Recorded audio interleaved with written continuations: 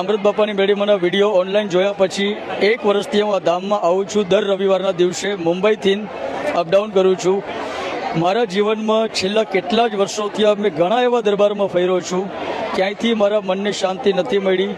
તો બસ મારીના ચરણોમાં મેં અરજી લગાડી કે હે માં, મેં જાણતા અજાણતા જે કોઈ પાપ અપરાધ કર્યા હોય એને ક્ષમા કરો અને મારા જીવનની અંદર પરિવર્તન આપો। અને એટલી અરજી લગાડ્યા પછી દર રવિવારે માતાજીને ત્યાં શરણાગતિ આવવા માંડ્યો। જ્યોતિષનું પણ થોડું ઘણું મને નોલેજ છે, તો મારા જીવનની અંદર જ્યોતિષ વિદ્યામાં પણ મને જે તકલીફ હતી, મારા એમ સમજી લ્યો કે 1.5 વર્ષનો જે સમય હતો એ અતિ ખરાબ હતો।